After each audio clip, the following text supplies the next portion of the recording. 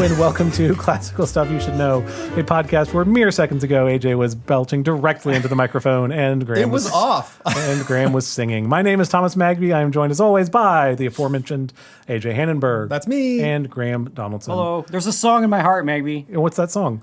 This is why I was singing Unforgettable. That was like an old Nat King Cole song. Is this in reference to the history of the Plantagenets? I don't think so. I don't know why I was in my... I think you had said something to AJ. Unbelievable basically, is what I said. Yeah. Yeah, that's probably what it was. Or there was maybe something else that you said that triggered the lyric in my mind, and I started singing it. That this moment would be unforgettable because it is the last of the Plantagenet episodes today. Isn't that something? The last Plantagenet. The bloodline is about to get cut off. Well, kind of. Well, the thing is, like... Say more. Well, the thing is, the bloodline was like has basically been watered down a long time For a while, yeah. But yeah, so this is the last one, so... We ready to roll? Yeah, you go we're for it. already recording, Okay, man. so what do you want from this? me? Last what do you time- want? I teed you up? Like, what else on my head? Like, I'll start this episode. just go. Like, So what do you remember from the last episode?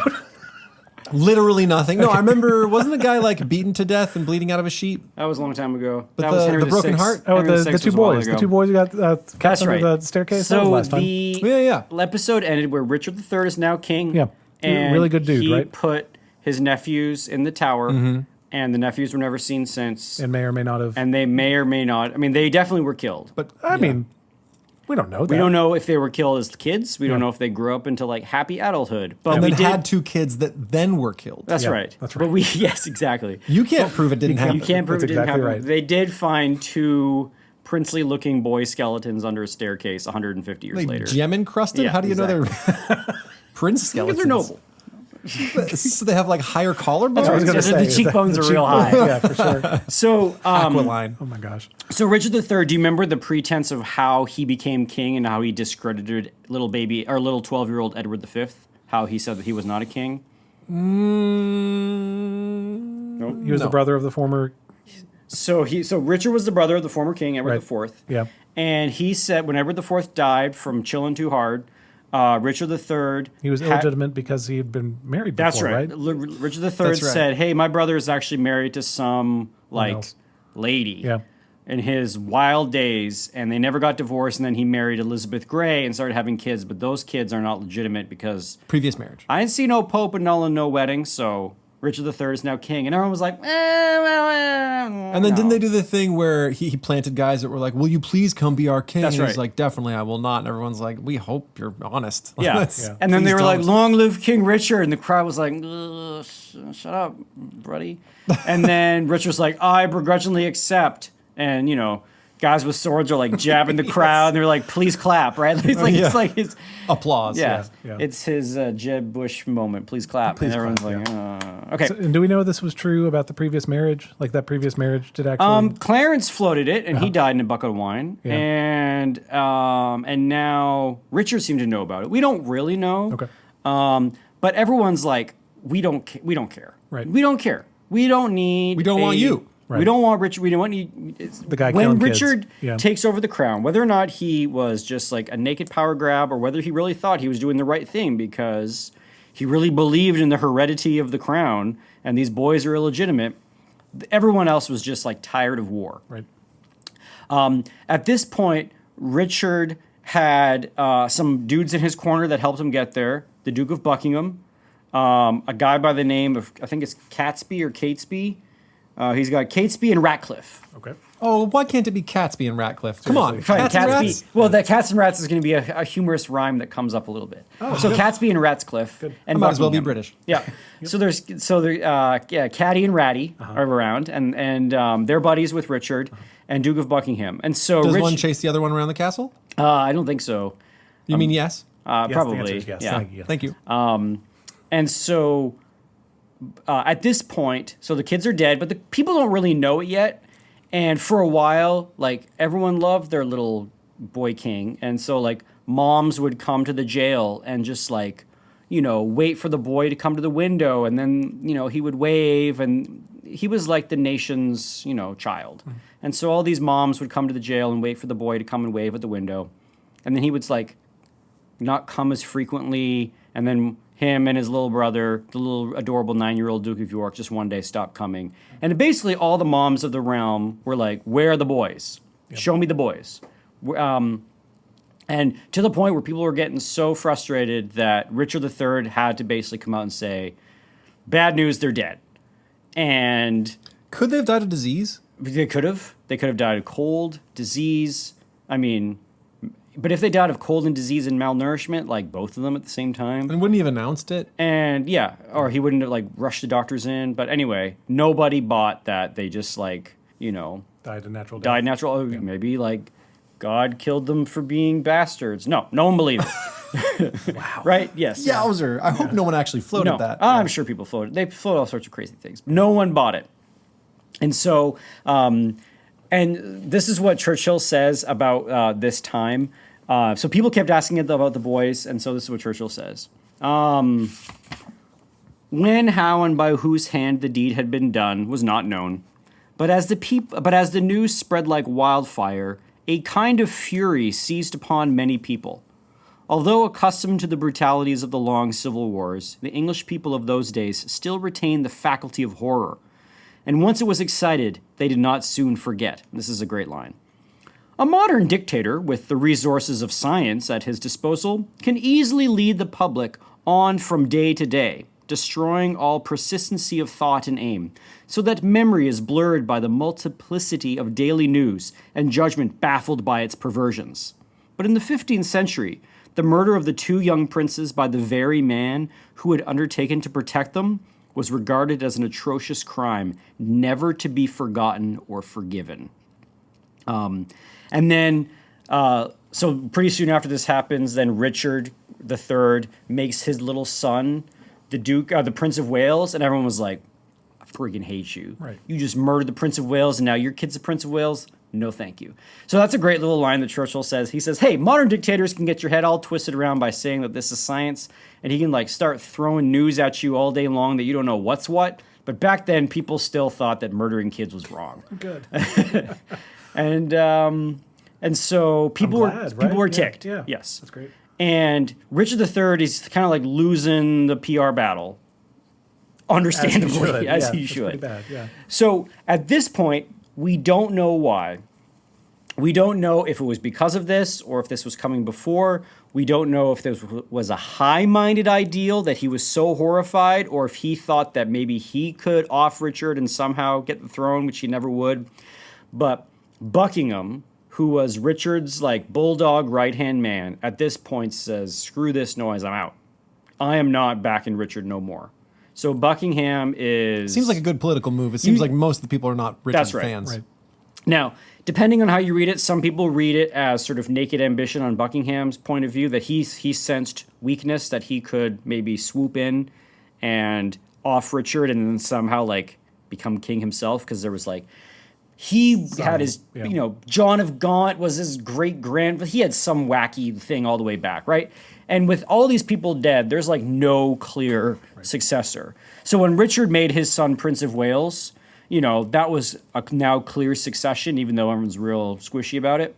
But Buckingham's out. He's not doing it. And so Buckingham goes to Henry, Earl of Richmond's mom, and starts to curry her favor. So now we need to do a little bit of a backup. All right, Henry Richmond. Do we remember who he is? Not a chance. Earl of Richmond. Which Henry is that? We have like 6 He is Henrys. eventually going to be Henry VII, King of England. Okay. Okay, so we've had 6 Henrys Yeah, so far, and you 6 expect me to Henrys. remember which Henry Yeah. this is? So, okay. More than that, there have been All right. others. And this He is the Henry we haven't talked Yeah, about? exactly. We have Yeah, talked about him. He's also known as Henry Tudor. He was the guy that when they went to... Are you serious? Yeah, of course I Okay. am. Yeah. So What are you he giggling is... I have no idea what you're talking All about. right. We've done so many of these Jeez. episodes. I have no idea. Of Louise. All right. When Henry... I remember Louise. Yeah. Oh, yeah. Jeez. She was the one When at the Henry Abbey. V died, he had a French queen. She Louise. went and married... No. She went and married... She was cheese. All right. the cheese of Louise. You guys... Sorry, my what were word. you saying, We have Graham? fully derailed. What is going on? Incredible. Must be late on a Saturday. it's not late. It's 4 o'clock. Two, it is. Louise. Henry the So Seventh. Henry Tudor, his Best friend. grandmother was once Queen of England. She was French. Yes. She was married to Henry V. He died young. She was French and she was Queen of England? Yeah. Yes. Okay. Henry V married the French. I remember this. She was the cool Elbow, one. I remember this. Elbow, the Yeah, girl yeah. from Henry V. They flirt. It's awesome. They flirt. Henry V dies. She marries Owen Tudor. Yes. They have a bunch of kids. And I remember then- Owen. Wasn't he the guy that they're like, they won't kill me? They're not going to kill me, and then they killed Yeah, him. for That's sure. right. Yeah. Owen remember Tudor that. had like a kid named Jasper and another kid, and then Jasper's a great name. It's a great name. and then Margaret, and then so from that, Margaret Beaufort, the richest girl in the Yes. world, Yes. who married one of the Tudors, and she had a kid, and she was like, "I'm never doing Never that do- yes. again." Yes. So Right. Margaret Beaufort, richest woman in the world, has a son named Henry, Earl of Richmond. All of last episode, she was trying to get Edward IV to reinstate the lands, Yes. and she was trying to get her son Henry to marry Edward IV's daughter Elizabeth. Yes. Because if you could do that, you would have the last Lancaster and this Princess of York together, and that would be kind of a nice thing. Edward IV could unite the kingdom. His kids, his daughters marrying the kid of his old enemy, isn't that great? Then Edward dies. Like right after that. Right after Yeah, that. yeah. And Richard takes over the throne and kills his nephews in the tower. And now Henry Richmond is in France, and all of England are like, that guy should be king. The other reason they think he should be king is because he can trace his lineage back to friggin' King Arthur, which is dope. Right. And he is the last Lancaster. So, yeah, but super tenuous Lancaster. Margaret kind of has a drop of Plantagenet blood, but she was married to a Welshman who in no way was English. Right. And so he's all things being equal, he would never have been considered a king. But Richard III, by taking over the crown in this violent manner, all decorum is out the door, and people are maybe. And and Henry, Earl of Richmond, is kind of awesome. He escaped capture by pretending to be sick. Remember? Yes. The guys came and you they're can like, take "Hey," me today, but I'm tired. he's like, "I feel really gross," and they're like, "All right, we'll come back." And so, because Edward IV didn't really want to capture him because he didn't want to invade France, blah blah blah blah blah. Yes. Okay, so Buckingham says Richard III is screw. I'm going to go with the line that Buckingham thinks Richard III is a jerk, and he's like, "Screw that guy. That guy's a monster. He just murdered his nephews." And he goes to Margaret Beaufort, Henry Richmond's mom, and he says, "Listen, I'm with you. I think Henry should be king. Let's get an army together. All of England is super ticked that Richard III has killed these boys. The time is ripe. Let's go get Henry. Even though he doesn't have an army, as soon as he lands, everyone's going to come and rally around him." And Margaret sounds, "This is great." And Buckingham says, "And if we can have this happen," he's like, "I can probably guarantee that we can get Henry, your son, to marry Elizabeth, the daughter of Edward IV." Same person. So from we'll before. call her Liz, Lizzie. Yeah. So she's very beautiful, she's very accomplished, and she's the York princess. And her dad was king, and she's unmarried, and she's of that age. And Henry, Earl of Richmond, is kind of awesome. So mom says, "This is great." She sort of sends word and sings Elizabeth's praises to her son. And her son basically vows, and he's like, "I'm going to marry that girl one day." And so Henry, Earl of Richmond, lets everybody know that he's heard about Lizzie. He thinks she sounds great. He's kind of in love with her, even though he's never met her. Maybe met her once. I can't remember. No, I don't think he's met her. But he's like, "I'm going to marry that girl. I'm going to invade England. I'm going to take off Richard III. And I'm going to marry the girl." Cool. All right. Meanwhile, Lizzie At and least her, he's got a North Star. I know. So nice to Yeah, have a purpose when exactly. you're young. That's good. I like that. Yeah. Meanwhile, Richard III is made his son Prince of Wales, and he was expecting everyone to be like, "Yay!" Everyone was like, because they're all mad at him. He now, people notice that he's always walking around with a dagger, he's always holding a dagger, and and at this point, this is when Richard becomes super paranoid. He has a hard time sleeping. The king doctor says he doesn't sleep, he just dozes every night. And his buddy Buckingham is just fled and gone to the other side. And so he's starting to kind of, he Put the saw how pieces easy it together. was to do Yeah. a conspiracy, and now he's worried there's conspiracies against him. Yeah. So he then goes to his dead brother's wife, who used to be Queen of England, and her daughter, Elizabeth, and he says, he basically kind of curries their favor / has them locked up in a house. Yeah. Okay. So it's a nice house. It is a nice house. And it's sort of unclear. Now, remember, he has just said, hey, you are all illegitimate and you were never married to my brother and you're all legitimate bastard children. Right. And so they don't like Richard III. No. But they don't really know where he stands on all this kind of stuff. But you may have just killed my brother, and Elizabeth thinks you just killed my brother. And the queen, also named Elizabeth, you killed my kids. So she's not happy. Lizzie's not happy. But they're also like, they can't be vocally unhappy because maybe they're going to die. Right. So they just sort of, they're keeping their distance. And Richard is trying to be like, no, everything's fine. And they aren't too cool with it. All right. So, and then there's like this romantic story is starting to take hold in the hearts of the people that this like handsome and godly Lancaster king is in France. He's been on the run his whole life. He's heard about the princess locked in a tower by her evil uncle. Word. Absolutely. Is this where that comes come from? on. Yeah, I guess so. Like the princess locked in a tower? I don't know about That's gotta that. be older I mean, There's got to be older than that. gotta be. It's an incredible story, though. But it's an incredible story. Yeah. So this thing just takes on and What's going on with cats and rats? so yes, they're just Richard's buddies. Okay. Okay, so still hanging out. Still hanging out, cats and rats. Okay, Running around the castle. so Because this is getting more fairy tale by the moment, we and I'm go. just That's wondering exactly. what's going on with cats and So rats. Buckingham now is trying to like organize it so that there's going to be an invasion of England with Henry, our Earl of Richmond, and Buckingham's got his troops, and Edward III is like, ugh, I got to go crush another rebellion. And Buckingham was going to work perfectly, except a couple of things happened. People in England were so ticked off and were so mad that the boys were killed that they rebelled and basically like had this people's rebellion 12 days before Buckingham was going to like do his big thing. Wow. And so that kind of threw off the timing. So the of it. army's not looking great. No. So the army's not looking great. So Buckingham basically got his timing thrown off. He had this like perfect plan, but then friggin' Kent, the nation, like the little the province, not province.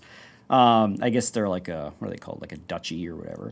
The region Not a of borough. Kent. Yeah. And if you remember, if you've been listening to a lot of these episodes, you remember that Kent is often like having people's rebellions. For whatever reason, they're just like up in arms all the time. So the Kentish people are like, you friggin' killed those little darling children. And they have this big rebellion, and they're absolutely crushed by Richard III.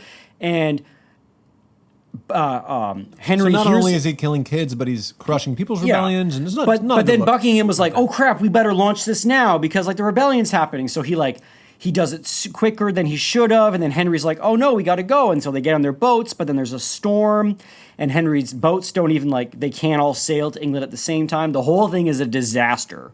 And Richard's like, "Okay, phew, it looks like this thing's gonna fizzle out." He then, instead of Buckingham getting reinforced by Henry's army doesn't land on England, and Richard III absolutely destroys Buckingham's army, captures. So Buckingham flees the battlefield. So we'll talk about Buckingham in a second. Henry had tried to land with his boats. They all got blown away they didn't sink, but they all got blown off course in the English Channel. Oh. They couldn't make it to England. They all went back to France. Henry made it to England, but him and his buddies he sent his little buddies on a rowboat, and they got to the land, and they're like, hey, we have Henry, Earl of Richmond, by that point they were starting to call him King Henry. We have the true King of England here. What should we do? And the guys on land were like, we are Buckingham's friends. Bring the king, and we will take him to Buckingham. And everyone was like, that doesn't sound right. Yeah. And so they go back, and they're like, they say they're Buckingham's buddies, and that you should come, just you, and go hang out with Buckingham. No cops. And Henry is like, You have to tell us no cops, no weapons. Yeah, Henry's like, I ain't doing that. And he smelled it. It was definitely a trap. Those guys were like Richard III's dudes. Yeah, so for sure. Henry sort of slinks back to France, and Buckingham is left to fight the King of England by himself. Oh, geez, dude. That's a bummer. He loses the battle. He runs off. He's in the countryside by himself. But much to Buckingham's good fortune, he happens to come across a house that his like childhood manservant lives in. And he's like, oh, praise the Lord. Alfred? Yeah. So he right. comes in, and he goes in, and his manservant is like, oh, Buckingham, it is so good to see you. I am totally going to help you evade the king. And Buckingham is like, all right, at least there's some good news. Nope. He sold him out like the next day. Bummer. His manservant like went to the king, was like, "Hey, I got the Duke of Buckingham in my house." And Richard's like, "Would you like some money?" And his manservant was like, "Yes, please." And so they captured Buckingham. Buckingham was put on trial, got his head chopped off. Boom, Buckingham's dead. Bummer. And Richard III is like, "Okay, I've killed threat. the usurper. Yeah. My kid's Prince of Wales. Henry's little mission fizzled out. He can like pine for Elizabeth all he wants, but things are looking up for Richard." Right. Okay. Now at this point,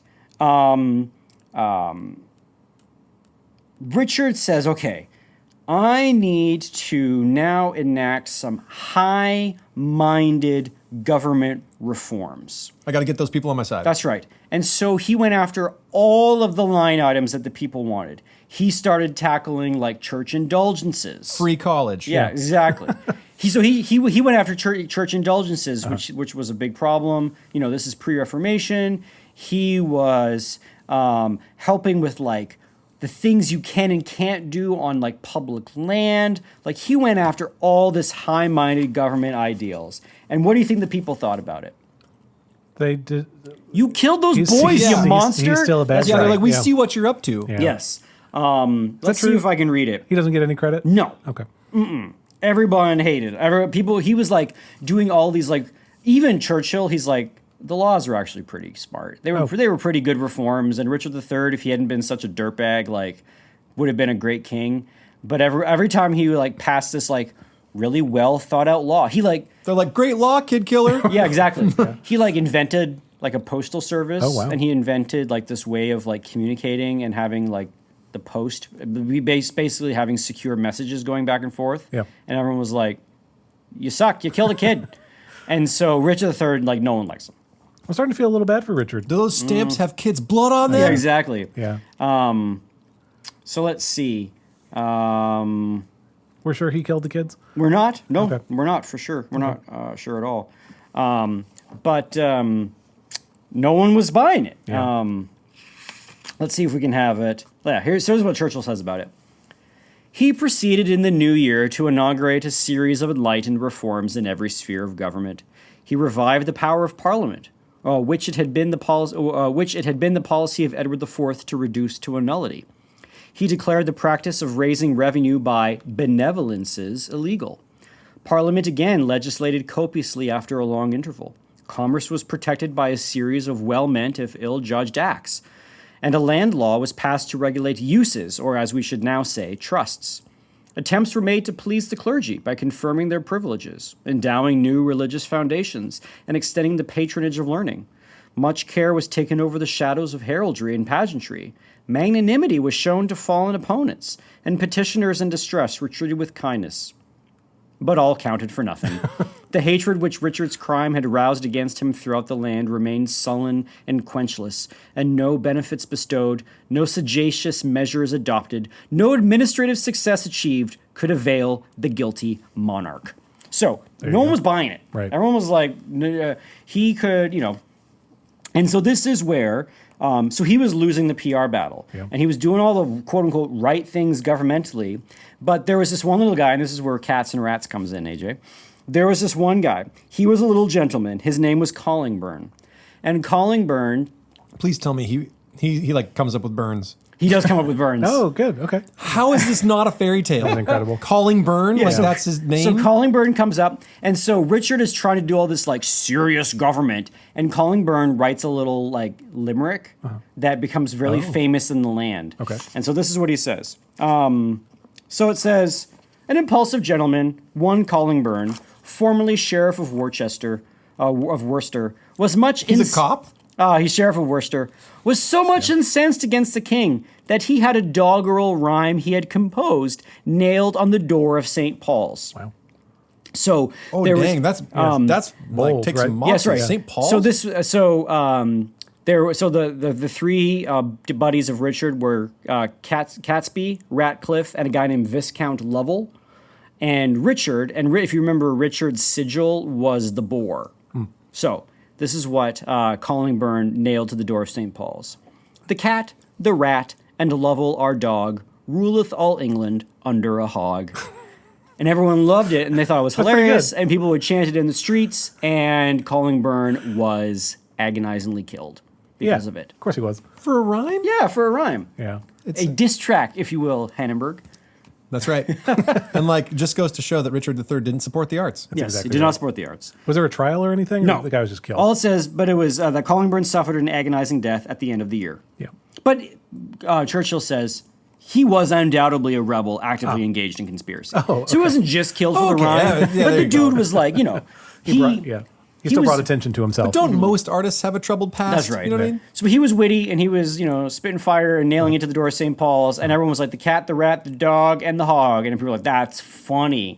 And Richard III was not having not it. find Did it. not. Yeah. Okay. Did not enjoy that particular diss track. So he's got the Queen and Lizzie kind of locked away, and he's kind of like giving them luxury, but like, you can't go on vacation, but you got to stay here. And they're like, they don't really know where they stand.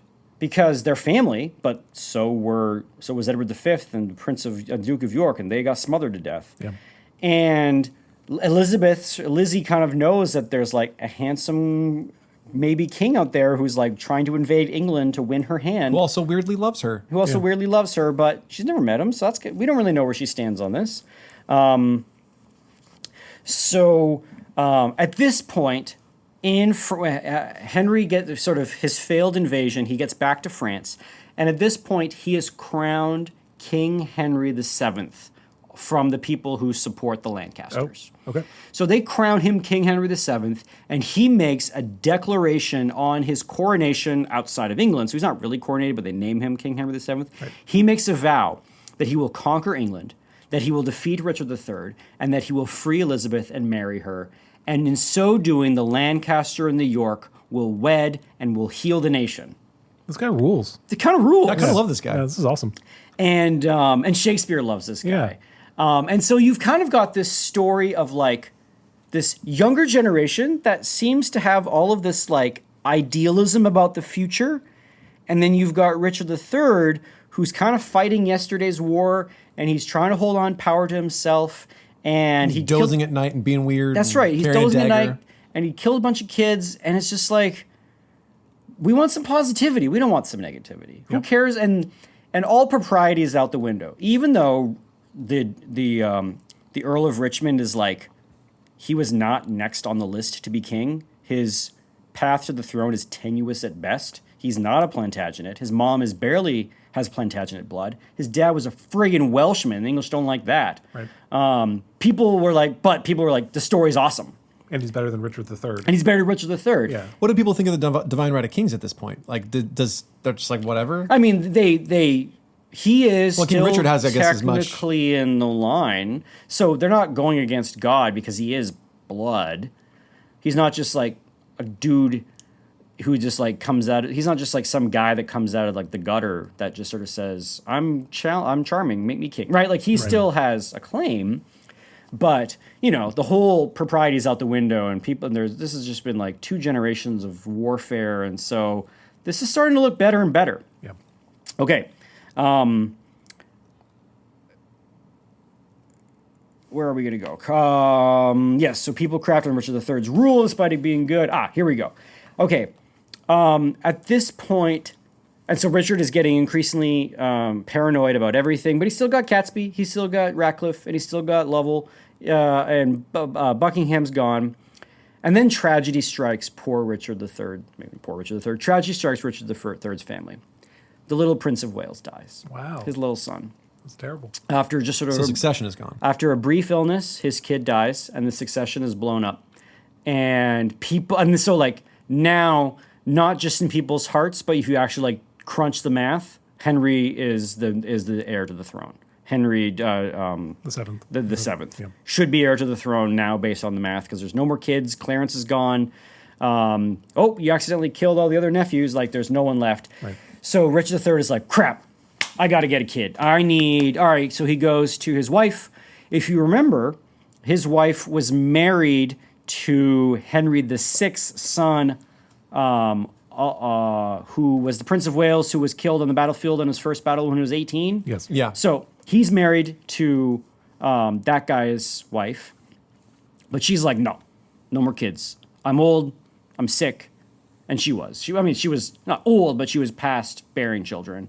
And sort of grief and travel and just having a hard life had taken the life and vigor out of her. And she's married to this terrible person, and people weren't nice to her, and no one was like inviting her to parties, and like she was out, just like emotionally out, and she was not going to bear a child.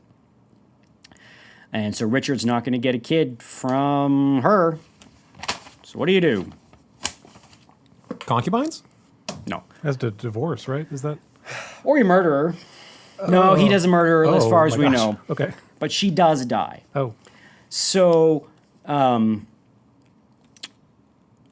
this now means that Richard has a double motive to really stamp out Henry in France. Right. So he starts paying people in France to off him. He starts trying to get people to capture him. Meanwhile, the French love it when the English have infighting, so they're like, Henry, you're our buddy.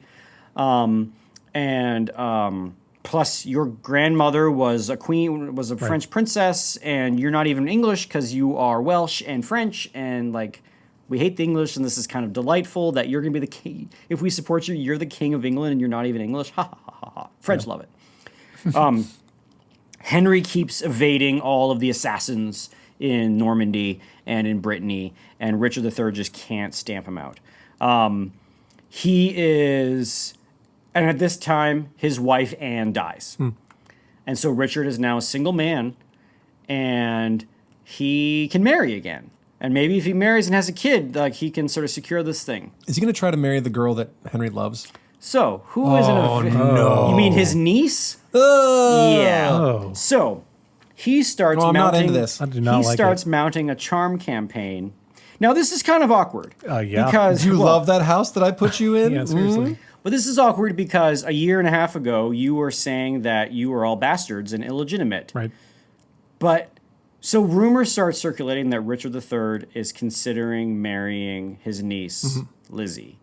And she's not into it. She's Right. got this handsome Earl of Richmond who's like fighting for her love on the continent.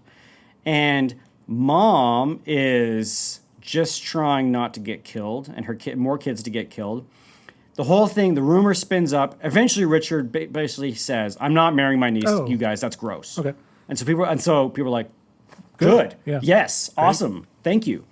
So Richard III, and even Churchill and Dan Jones both say it kind of wouldn't even make any sense because he just said they were illegitimate, and now he's marrying them. You're going to say they're legitimate, but then you're not the king because if they're legitimate, then the kids that are dead should have been king. Like it doesn't even make any sense. Yeah, you can't do that. Yeah. Yeah. So he says, no, I'm not going to marry them.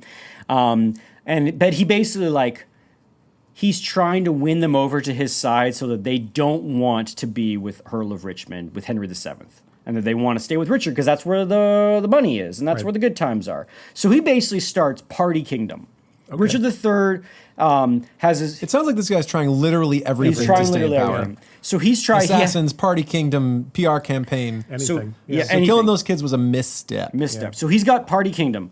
And so because Mom kind of liked to party, and that's why she was married to Edward IV, because he liked to party. So Mom's kind of a party girl, and Lizzie is kind of, aloof and not into it. She's apparently really hard to read. Both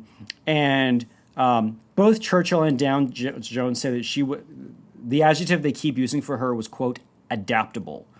I think that sort of means, like, she can kind of read what's going on, and she doesn't want to, like, tip her hand or play her hand too soon, because if Henry Richmond gets killed, she's got to be on Richard III's side. If Richard III dies, then she's going to marry Henry Richmond or Henry VII. So she's kind of just like not tipping her hand. And Mom's just happy to have good food and good drink again. Sure. And so she's all into Party Kingdom. And so there's this weird period where there's like high revelry in the court and like massive threat of invasion from Henry in France. Yeah. So he is compiling his army, and he basically, This is giving me real Ung Khan feast while Genghis Khan steals up and surrounds you vibes. Exactly. So they're feasting, and Henry has a small force of men, just 2,000 guys. But he says the time is right. If I land, all of the people will rally to me, and I will have enough of an army. And so he lands with only 2,000 dudes, and he lands on English soil. So Gosh, the moxie of this kid. I know. I know. So only 2,000 guys. How old is he at this time? 'Cause he's- 25, 26. Dang. Okay, Yeah. so prime of life. Prime of life. And Richard is maybe like late 30s, early 40s. Okay. Yeah. So And he's partying hard, so he's partying probably hard. waking up in the morning with his knees creaking. Yeah. So Churchill says this on August 1st, Richmond embarked at Harfleur, which is the north of France, which is with his Englishmen, Yorkist, as well as Lancastrian. So Richard basically has had this like drain of allies slowly kind of like taking steps back from being with Richard and putting their support to Henry. And so he's got all the Lancasters, obviously, but now he's starting to get Yorkist allies, and they're coming over and they're like, this guy's a tyrant and he's terrible. You should be king. So he embarked at Honfleur with his Englishmen, Yorkist, as well as Lancastrian, and a body of French troops. A fair wind bore him down the channel. He evaded the squadron of Lovell our dogs, doubled Land's End, and landed at Milford Haven on the 7th. Kneeling on English soil, he recited the psalm, Judice me Deus et discerne causam meam, which translates to, judge me, O Lord, and discern my ways. So he recites that psalm as soon as he lands on English and kisses the soil. He kissed the ground, signed himself with the cross, and gave the order to advance in the name of God and St. George. Wow. So this was his line. Okay. In the name of God and St. George. He's going to say it again before the big battle. Well, I mean, if the other guy seems like a kid killer, claiming God to be on your side is a pretty solid PR move. Yeah. Now, he's Welsh, and he's just coming with England with only 2,000 dudes. But what do you think all the Welshmen do? Oh, go straight to him. Oh, Yeah, yeah. immediately, They yeah. completely, it is a Welsh full send. Yeah. So they are like, yes. Yeah. So they are all on his side. Now, there was this one guy named Rice ap Thomas. And so ap is like a very Welsh, it's like Rice of Thomas. Like that kind of Mick? thing. Yeah, exactly. Yeah. So he was a warden in Wales, and he had made a vow that no man would ever invade England unless it was over his belly.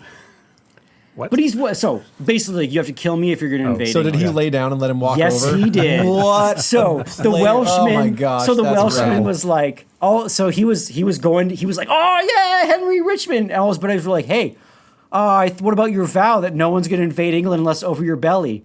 And he was like, great point. So when Henry rolled into town, he lay down in front of him, and Henry walked over his stomach and invaded England that way. So he could keep his honor and have kept his word. I love that story. I like that. So So how many people does he have now? he's got, a few tens of thousands. Oh, wow. So but a it's lot. That really ballooned quick. yeah, but Yeah. still a much smaller army than the King of England Right. can boast. For sure. And the big kicker is that there is a massive family named Stanley. And Stanley is in a very confused position, and I'm going to describe it. Okay. So, Richard III has a massive army, and if he has Lord Stanley on his side, he has the bigger army than Richmond. Richmond's got all the Welshmen, he's got all the people that are like disgruntled with Henry, he's got the cause, he's got the moxie, he seems to be an accomplished young guy, and like, I'm sure all the ladies of the land were like, he's fighting for love. Right. That's so great. Okay. And meanwhile, Richard is like fighting for, being a jerk. So, Lord Stanley. So, Henry's mother, Margaret Beaufort, the richest lady in the world, when she had her kids, she was never going to have any more kids. But her husband died, and she married somebody. She married Lord Stanley. Now, they haven't had any kids together, but they're married. So, Lord Stanley is stepfather to Henry VII, but he's also a massive landowner in the north, which have always been on the York side. And so he is technically an ally to Richard III. His Stanley family have not been cool with how Richard's been operating, but he's still bound by honor and blood, and he's a Northman, and a lot of his men are like, they're Northerners, and Richard is a Northerner, and so they're on the Northerners' side. And they don't like the Welsh, and they don't want a Welsh king. And so Stanley is kind of like, my troops, they'll do whatever I say, but they're kind of naturally aligned to the English and Richard. My wife's kid just invaded England. Right. And so he doesn't know what to do. His family were basically the army just outside Wales, and they did nothing to stop Henry from rolling in. And Richard was like, hey, Stanley, what the heck? What the junk's going on with your family that they're not stopping Henry, Earl of Richmond, the so-called Henry VII, from rolling into England? I thought you were on my side. Richard says, I want you to come and talk to me about this personally. What do you think Stanley does? No cops. Yeah, exactly. No. So Stanley says, I'm not going to get locked in the tower and no suffocated to death. so No, Lord thanks. Stanley does the age-old trick and he says, I'm sorry, I'm not feeling very well. I feel kind of sick. Yeah. Incredible. I'm not feeling very great. I can't travel.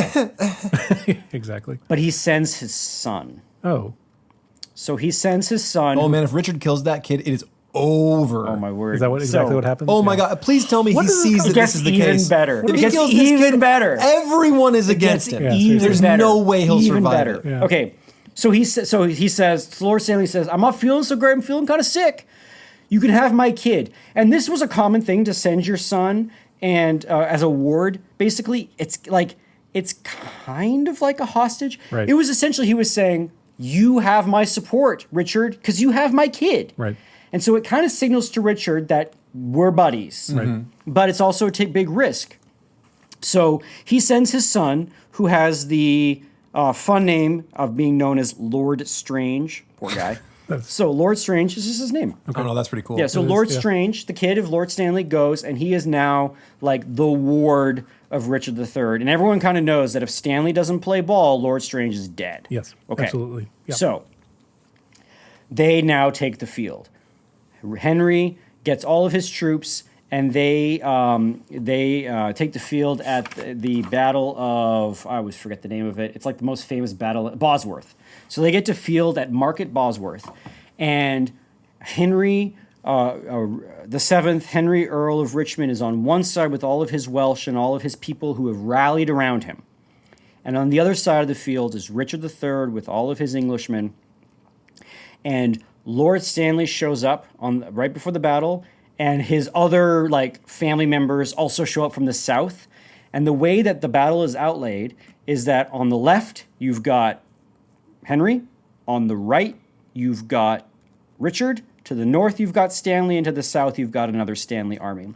And people have said it resembled four men playing cards, right? Because they're playing sitting across from each other. Right. Okay, so that's how the battle is set up on the eve of the battle. Now, on the eve of the battle, the legend has it that Richard III had a terrible night Couldn't sleep. and right? could not sleep Yeah. and felt terrible. The way that Shakespeare depicts it is that all of the ghosts of the men and women that Richard III has killed haunt him that night and basically come in and say, you suck, despair and die. And then they go over to Richmond and they're like, you're friggin' golden child. We love you. Sleep well, sweet Sleep child. well, sweet prince. Yep. And so I'm just going to read a little bit from Richard III from Shakespeare here. So on the I love eve, the cover on that book. I know it's like an angry. It's a guy kind of looking sideways like someone's coming after him. So on the eve of the battle, good King future King Richmond, he's about to go to bed, and he kneels before he sleeps, and he prays, "O thou," to God, "O thou whose captain I account myself, look on my forces with a gracious eye. Put in their hands thy bruising irons of wrath, that they may crush down with a heavy fall the usurping helmets of our adversaries. Make us thy ministers of chastisement, that we may praise thee in the victory. To thee I do commend my watchful soul, ere I let fall the windows of mine eye. Sleeping and waking, oh, defend me still." So good, pious King Richmond goes to sleep, knowing that he's fighting for justice, fighting for love, fighting to end the War of the Roses, and he sleeps the deep sleep of the pious. Meanwhile, Richard III has all of these ghosts come. So the first ghost is the ghost of Henry VI. So the dopey king. Right. And he comes in and he says, "When I was mortal, my anointed body by thee was punched full of deadly holes. Think on the tower and me. Despair and die. Harry VI bids thee despair and die." Just to reiterate, despair and die. Just despair and Just die. in case you missed it the first time I One said more it. time. Yeah. And then Henry VI goes over to Richmond and says, virtuous and holy, be thou conqueror. Harry that prophesies thou shouldest be king doth comfort thee in thy sleep. Live and flourish. And then the ghost of Clarence, who was in the wine, shows up. The ghost of Rivers. Remember, Was he a little bit drunk when he showed up? Listen, for me, You despair, have a terrible night, man. despair and die. I think he says like, I that was washed to death with fulsome wine, poor Clarence, by thy guile betrayed to death. Tomorrow in thy battle think on me, and fall thy edgeless sword. He doesn't say anything like drink my wrath or something. That'd be awesome. Yeah, missed opportunity. Missed Shakespeare. opportunity. Rivers shows up. You remember Rivers was like the awesomest knight who was just killed for no reason. Yeah, I remember that. That sucked. The two little boys from the tower show up, and they're like, hey, friggin' uncle, we trusted you and you murdered us. Despair and die. His brother shows up. Hastings shows up. Lady Anne, his wife, shows up. Buckingham shows up. And Richard gets up and he's like, this sucks. Everyone hates me. All these ghosts are friggin' haunting me. Anyway, so that's Shakespeare. We do know that Richard spent a pretty terrible night before the battle. Okay. 4 dudes at cards the next morning. The battle is going to be decided with whatever Lord Stanley decides to do. Before the battle, Richard sends a little note to Lord Stanley and says, hey, if you don't fight for me, I'm going to kill your kid. And Lord Stanley sends a message back and says, I have other kids. Oh, my gosh. That's crazy. That's just awesome. And then as soon as Richard hears that message, Can you just imagine the pit in his stomach when Yeah. he gets that? Yeah. Oh gosh. as soon as he gets that message, he tells his man, hey, go kill Lord Strange. And then the guy's like, I'm not going to do that, wow. actually. Really? I'm not going to go kill Lord Strange. He basically says, hey, Richard, let's see how the battle plays out. Maybe if Stanley fights with you, Yeah. if Stanley does fight with you and you've killed his kid, that's not going to look great. And Richard's like getting armored up, and he's like, go kill him. And then he never kills him. Oh, good. Okay. So Good. So Lord Strange should have been killed. Lord Stanley is like waiting there, but like Stanley kind of knows whatever is going to happen. Like he just said he's going to kill my kid, and I basically just told him I've got other kids. Like he kind of knows I'm going to throw my hat in, or Right. he must assume. So Stanley must assume that his son Strange is dead. Okay. And with that comes a vengeful, wrathful Stanley. Yes. Right. Now, the Battle of Bosworth happens, and the way that it's sort of confusing to know what the sequence of events. But what ends up happening is Richard III. The way we think about him is we think of him as kind of like this slimy hunchback who's kind of skulking about. Dude was a hoss. Dude was a warrior. He fought. He was the vanguard of his brother's army at all times. He was a wonderful, amazing warrior. He led the charge on his horse, and he charges in. He at some point, and he decided to himself, like, I need to go kill Henry, Earl of Richmond myself. So he's like has a singular mission of finding that kid and killing him in battle himself. He makes it to Henry's flag bearer and kills his flag bearer. Oh my God. And the flag falls to the ground. And when the flag falls to the ground, everybody thinks the king is Henry is dead. Right. So people are freaking out. They think Henry's dead. He's killed the flag bearer. Richard III, apparently, there's this one dude who was known as being like kind of like this big, beefy. He was like Ajax. Like Earl of Richmond had an Ajax. Richard III killed him in battle. Killed this like giant mountain of a man in single combat in battle. There was even a legend that Richmond and Richard crossed swords at some point and were hacking away at each other. And of course, Richard III is like, he's got 10 years and 15 battles on this kid. Yeah. And at this point, Stanley charges against Richard III's army. Richard III is unhorsed. The old legend has it that the horseshoe fell off Richard III's horse. And there's an old little English nursery rhyme, which I'm going to butcher, but it was like, for want of a nail, it lost its shoe. For want of a shoe, he lost his horse. For loss of his horse, he lost his crown. Something like that. There's like a little nursery rhyme that goes like that. So he was unhorsed, which prompted the famous line, a horse, my kingdom for a horse, which Shakespeare immortalizes. Did he actually say that or no? That's Shakespeare. I don't know if Okay. he did, but he was unhorsed. But what we do know is that Richard, as soon as Stanley charged, yelled, treason, treason. And what Richard did, instead of retreating, is Richard demanded one last charge into battle. and Richard III and all of his men charged and almost won. This is when he almost killed Henry, Earl of Richmond, and Richard himself was. So it says here. Let's see what Churchill says. But even now, Richmond was not sure what part Lord Stanley and his forces would play. When, after archery and cannonade, the lines were locked in battle, all doubts were removed. The Earl of Northumberland, commanding Richard's left, stood idle at a distance. Lord Stanley's forces joined Richmond. The king saw that all was lost, and shouting, "Treason, treason!" hurled himself into the thickest of the fray, in the desperate purpose of striking down Richmond with his own hand. He actually slew Sir William Brandon, Richmond's standard-bearer, and laid low Sir John Cheney, a warrior renowned for his bodily strength. He is said even to have reached Richmond and crossed swords with him. But at this moment, Sir William Stanley's 3,000, in coats as red as blood, fell upon the struggling Yorkists. The tide of conflict swept the principles asunder. Richmond was preserved, and the king, refusing to fly, was borne down and slaughtered as he deserved. On foot, I will never flee, while the breath is in my breast within. As he said, so did it he. If he lost his life, he died a king. No king had died in battle on English soil for like 1,000 years or something, some long, crazy time. And so here the King of England is killed in battle. At some point, he lost his helmet, and his head was all battered around. He was killed standing, fighting. And then when the battle was done, Henry, Earl of Richmond, is there. He is pronounced King Henry VII. A cry from the Battle of Bosworth cries up, "Long God save King Henry." Lord Stanley is sort of standing off at the distance, who basically carried the day for Earl of Richmond.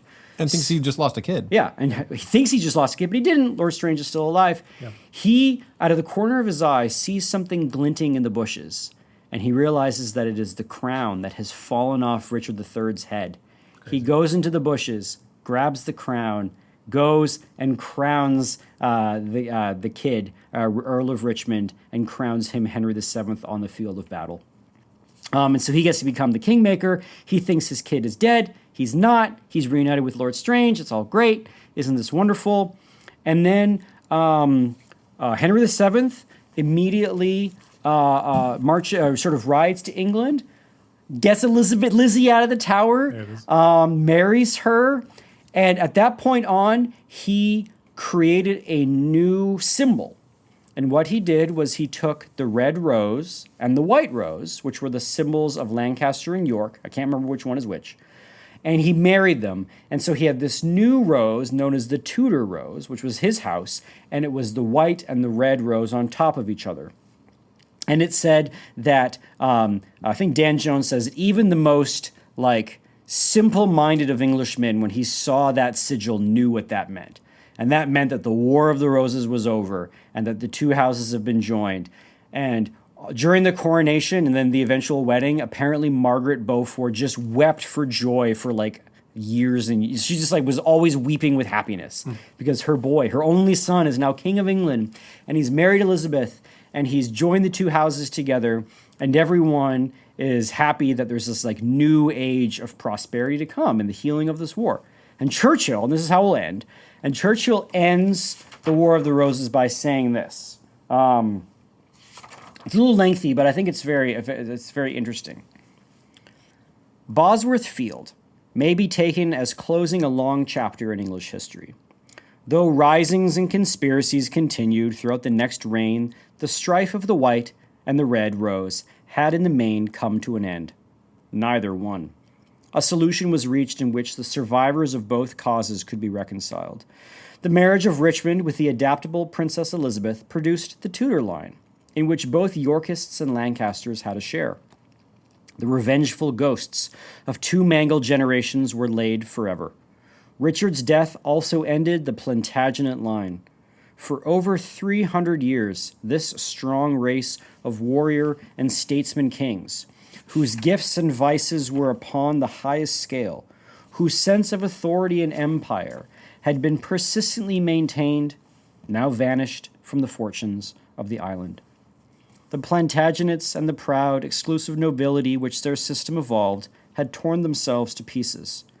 The heads of the most of the noble houses have been cut off, and their branches extirpated to the second and third generations. An oligarchy whose passions, loyalties, and crimes had for so long written English history was subdued. Sprigs of female or bastard lines made disputable contacts with the departed age. As Coeur de Lion, Richard I, said of his house, "From the devil we sprang, into the devil we shall go." At Bosworth, the War of the Roses reached their final milestone. In the next century, the subject of the Tudors liked to consider that the Middle Ages, too, had come to a close in 1485, and that a new age had dawned with the ascension of Henry Tudor. Modern historians prefer to point out that there are no sharp dividing lines in this period of our history, and that Henry VII carried on and consolidated much of the work of the Yorkish kings, etc., etc., etc. But apparently, like, even in the minds of the generation after, they were like, hey, we are in a new age. Our Middle Ages is done, and now we're in this new age. And it really did end up being this new age, moving more towards organized government, parliament, written laws, in hopes that this conflict would never happen again. Because what this conflict was really was the conflict of kinship rule and kinship relationship. And that kind of kinship rule can work with the Mongols. That kind of kinship rule can work with like Bedouin tribes. That kind of kinship relationship rule can work when you are small, when you are like the small little kingdom of Wessex, or you're the small little kingdom of some county in Ireland. But as you get bigger and bigger and bigger, you can't hold together a people based on family ties. You need to evolve into something different. You need to evolve from like blood and honor to law and rule and contracts. And this to me is always the fascinating move of history, is that you have this move from more primitive forms of government with all of their romance of kingship ties and who is marrying who and who has a grudge with who and whose kid is actually capable or not capable. That gets supplanted by bureaucracy and law and contracts and parliament, and it sort of moves England moving away from this sort of older way of sort of family ties to this newer way of legal ties. And that is like the big shift in sort of the government of human peoples. All civilizations have sort of go through that at different points, and it's always like the tension between those two worlds of family ties and of legal ties is really prevalent. And I have a bunch of stuff I want to talk about in the in between about how we see this playing it out in our sort of in the modern world still today. But that's it. That's the War of the Roses, and then it moves into the Tudor dynasty, and it moves into Henry VIII and the Reformation, and as far as Churchill is concerned, his big axe that he's grinding is he starts telling the history of Parliament and law, and this is like in his mind the great English advancement in the world is moving away from this. He sees that as like the reason why they didn't have the authoritarianism of the French in sort of the absolute monarchs of the French of the 17th and 18th century, and why they never had the totalitarianism of Bismarck and then later on the Nazis in Germany. Like he sees sort of this parliamentary rule as this great sort of liberalizing force, and so the rest of his series of the history of the English-speaking people is definitely geared towards that. But that's it. That's the story of the Plantagenets, going all the way back to Henry I, and now this is to the death of Richard III, and the sort of new age where kind of kings start taking a back seat. It's crazy. I mean, this is the end of the podcast, right? Yeah, we're done. Did it, yeah. We're done. Okay, pop quiz. When was the first Plantagenets episode? Does anyone know? Was it like episode 94 or something? 36. Are you serious? May 8th, 2018. So No almost way. exactly 6 years. Dang. Yeah. So Taking a while. we got there eventually. So that's It's awesome. not like I've done every episode of the Plantagenet one. I feel like I No, you definitely gotta- took a gotta- year off from Plantagenets to War of the Roses because people were like, "I want War of the Roses," and I was dragging my feet because I was like, "It's just bloodshed." There's so I know, much more. which is awesome. Well, Yeah. that's great. Cool. Well, thank you, Graham. This has been Classical Stuff You Should Know. You can find us online. You can find us on Patreon. It's probably the best place. Patreon.com/classical stuff, where we do monthly AMAs, where we do in-between episodes, which Graham just referenced, and where we have, there's like a chat feature. You can like talk to us. It's cool. It's just an AI bot. It's not even It's us. not even us. Yeah, it's just ChatGPT. That's not true. It's actually us. And by us, I mean Graham and AJ. And you can email us, the guys at classicalstuff.net. You can find us on X at classicalstuff, CLSSCAL stuff. And I think that's all we have. So thank you all for listening, and we'll see you all again soon. Bye. Bye.